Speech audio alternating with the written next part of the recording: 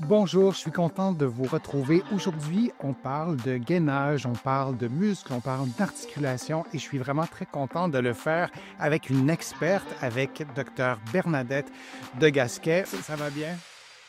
Très bien, je suis très contente d'être avec vous là, au Eh ben, Québec. oui, oui, je suis exactement. En fait, on est à des milliers de kilomètres l'un de l'autre, mais je pense qu'on a une proximité aussi dans nos approches, dans notre façon de voir le corps humain. Tu es une experte en yoga, tu es une experte en santé de la femme, en gainage. On pourrait faire une longue, longue liste. Donc, je te remercie d'être présente avec nous. Et je vais aussi prendre, si tu permets, quelques minutes pour remercier les éditions Marabout qui nous ont permis d'utiliser les images dans ton magnifique livre, La puissance insoupçonnée du gainage. Le gainage n'est pas réservé qu'aux sportifs et voici pourquoi. Et il y a une photo que moi j'avais vue passer dans le Paris Match que j'avais trouvée vraiment très belle. Vous êtes, en fait, c'était Dee Reiner, l'athlète que tout le monde connaît, le champion olympique, et Dr Bernadette de Gasquet, qui est aussi souriante que lui. Donc, vous aviez l'air vraiment à vous amuser. Donc, c'est ton co-auteur. Et mais en même temps, Bernadette, Teddy Riner, c'est quand même pas un non-sportif, quelqu'un qui n'est pas sportif. Donc, est-ce que le gainage, c'est vraiment pour tous? Et quand on voit Teddy, on a tendance à se dire non. Donc, c'est pour tout le monde. Hein? Oui, c'est pour tout le monde et il faut l'adapter à sa justement à sa force musculaire, à sa corpulence et je vais dire quelque chose, qui est pas classique, mais quand on a des gens qui ont toujours été en surpoids parce que c'est leur nature, c'est-à-dire ils ont une charpente, ils sont voilà, c'est pas juste ils ont pris 15 kilos là en quelques jours, mais et bien, ces gens-là, ils c'est comme s'ils prenaient des haltères tout le temps et en fait, c'est quelque chose qui va les amener à à travailler alors que, on se dit: «Bon, bah, s'ils sont en surpoids, c'est que bon, c'est pas des sportifs et cetera». Mais si, parce que c'est comme si il faut porter ce poids-là et ils ont besoin de gainage encore plus. C'est vraiment un sujet tellement important et c'est un sujet, moi, qui me touche beaucoup. Il y a des gens qui sont en situation d'obésité dans mes proches autour de moi et c'est toujours un sujet sensible quand on parle du surpoids, de l'obésité. Ces gens-là sont souvent discriminés. Il y a beaucoup de choses à dire là-dessus. C'est un sujet qui m'intéresse vraiment. J'en parlais dans mon livre qui vient tout juste de paraître en France, Plus jamais malade. Il y a un chapitre sur l'obésité.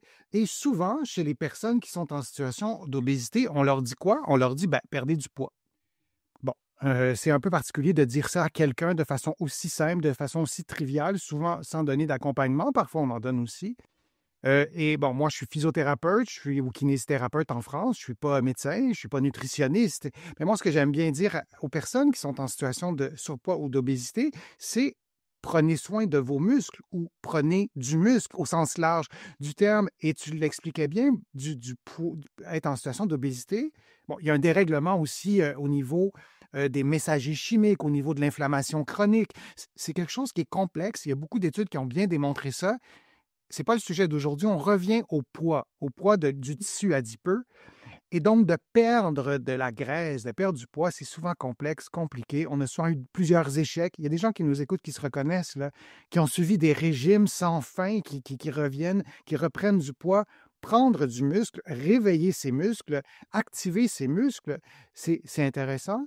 Et quand on parle de gainage, mes patients, en tout cas, qui sont en situation de surpoids ou d'obésité, se sentent exclus du gainage. Pourquoi? Parce que parfois, c'est difficile pour une personne en situation d'obésité ou de surpoids d'adapter le gainage. Est-ce qu'on peut donner je te pose la question à brûle pour point, Bernadette, mais un conseil aux personnes qui nous écoutent, qui sont en situation d'obésité et qui se disent, oui, oui, c'est bien beau faire du gainage, mais moi, si je fais la planche, je me fais mal tout de suite, ou si je fais la planche, je ne peux pas la tenir, c'est impossible. Par où on commence dans ce temps-là? Bah, il faut adapter avec, peut-être des accessoires, hein. Alors, on va en voir un particulier là, mais, il y a beaucoup de choses que j'aime bien proposer, de pousser les murs. On se met, heu, face à un mur, on pousse le mur, puis on recule un peu les fesses, on s'étire, on est un peu en oblique là, je ne sais pas si vous voyez ce que je veux dire. Bon et ben, là, on n'a pas de poids excessif sur les articulations, hein, et tout travaille en allongement, tout le dos, les abdos, on respire. On a parlé du gainage assis. On peut, assis sur une chaise, même en fauteuil roulant, on peut gainer, on peut travailler sur tout le dos, sur tout le ventre, et puis on peut le faire sur le côté, etc. On peut faire beaucoup de choses. On n'est pas obligé d'être justement à faire des pompes parce que ça peut faire mal aux épaules, etc.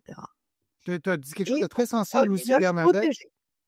Il y a aussi le gainage protégé, il y a un petit décalage. Je me suis trouvé à parler en même temps que toi, je suis désolé. Tu as parlé aussi des gens en fauteuil roulant. C'est pas 0,1% des gens qui sont en fauteuil roulant dans la société. Il y en a vraiment plusieurs personnes en fauteuil roulant, soit de façon permanente ou soit de façon occasionnelle, pour plein de raisons. Tu disais de faire du gainage en position assise. Si j'ai bien compris, on va aller dans le détail à d'autres occasions, mais pour donner un conseil relativement simple, est-ce qu'on peut se dire que pour les personnes qui nous écoutent, qui sont en fauteuil roulant ou en situation d'obésité ou dans d'autres contextes, de se tenir droit, c'est ça? Et ensuite, on essaie tu disais peut-être de pousser avec la tête, c'est ça? Ou de... C'est autograndissement, c'est-à-dire pousser vers le bas et vers le haut en même temps, les deux, sur les fesses, et comme si on avait quelque chose de très lourd sur la tête. Et ça va travailler tout, Et j'ajoute un conseil que toute la tête. j'ajoute un conseil qui vient de toi, que tu nous as souvent donné, c'est de respirer en même temps. Parce que là, si vous faites ça comme ça ne fonctionne pas. Il faut respirer. Parce que Moi, j'aime. si on utilise le périnée, on va remonter. Les muscles du périnée s'appellent des élévateurs de l'anus. Donc, il va y avoir un mouvement de remontée. Donc, si on souffle pas, on va augmenter la pression et on va étouffer. Il faut continuer à tout remonter, tout pousser vers le haut. C'est l'idée de se grandir, pousser vers le haut, rester debout, redressez-vous, restez un homme debout au sens générique. Oui, oui. Et toujours à la question, est-ce que c'est pour les sportifs? Je te disais à la blague, ben oui, c'est sûr, en étant sur la couverture avec Teddy Riner, puis après ça, on dit que c'est pas pour les sportifs, on peut sembler contradictoire. Non, tu viens de donner plusieurs trucs, des choses qu'on peut faire. Et l'exercice que tu donnais, notamment aux personnes qui sont en fauteuil roulant, ou chez tout le monde, en fait, de faire l'autograndissement en position assise avec les paramètres que tu donnais, moi, j'aime bien donner cet exercice-là aussi à tout le monde, en position debout, adossé au mur. Cependant, lorsqu'on est en situation d'obésité ou selon notre morphologie, on peut avoir un bassin qui est très, très gros. On peut avoir beaucoup de gras, de tissu adipeux au niveau des fesses. Donc, si on s'adosse au mur, on imagine, exagérons un peu là, avec des fessiers qui sont très développés, bien, évidemment, on ne sera pas confortable adossé au mur. Alors, on peut utiliser des coussins, on peut ne pas s'approcher trop du mur, mais de prendre le mur en considération pour ne pas oublier ce qui est droit. Parce que parfois, on a une posture qui s'est arrondie au fil des années et le corps a normalisé l'arrondissement. Donc, le mur est intéressant comme point de repère pour peut-être réorganiser notre proprioception et de faire le même exercice que Bernadette vous décrivait, mais en position debout. Là aussi, on pourrait le détailler beaucoup plus, mais j'aime bien donner ce truc-là ou ce conseil-là pour pouvoir dire à tout le monde que le gainage, c'est pour tout le monde, en fait. Est-ce que tu as quelque chose à ajouter là-dessus, Bernadette? Non, mais on a parlé beaucoup des sportifs et des non-sportifs, et donc aussi de l'obésité. Je crois qu'on avait aussi évoqué pendant la grossesse. Mhm. Moi, j'aime bien cette expression quand on dit qu'une femme est enceinte. Une enceinte, c'est une Mm. gaine. Ouais, c'est vrai, c'est une belle image. Et j'ajouterais aussi pour les gens qui nous écoutent, la fameuse planche. Il y a des gens qui voudraient faire la planche et qui n'ont pas la force. Moi, c'est un conseil que je donne comme ça pour commencer quand on est trop découragé. Alors, je me permets de montrer la vidéo que tu m'as envoyée, Bernadette. On va la montrer comme ça. Euh, Encore une fois, on pourrait détailler l'exercice, mais juste un conseil simple. Mettez des coussins, mettez des oreillers surélevés avec à l'aide de coussins. Donc, commencez avec un appui déjà sur votre corps les premières fois. Et vous allez voir, ça va être beaucoup plus facile que de partir complètement du sol et de prendre la position. Je cherche, si vous prenez Ouais. cette position-là. Donc, là, on voit, il y a quelques coussins, mais vous pourriez en mettre plus si ça vous rassure, si ça vous encourage, si le fait de ne pas partir de complètement du sol, ça change tout pour vous, ben, faites-le comme ça. Et il n'y a pas de mauvaise façon quand on commence, on adapte et vous allez trouver beaucoup de conseils dans le livre de Bernadette sur comment adapter tout ça, du non sportif au très sportif, mais le gainage n'est vraiment pas réservé aux personnes sportives. Merci pour ces informations. Merci pour votre présence, pour vos questions, pour votre intérêt aussi que vous avez porté à nos contenus. Merci beaucoup, beaucoup, Bernadette, de ton expertise, de ta générosité, de ta disponibilité. Ça a été très agréable aussi de construire le live en amont.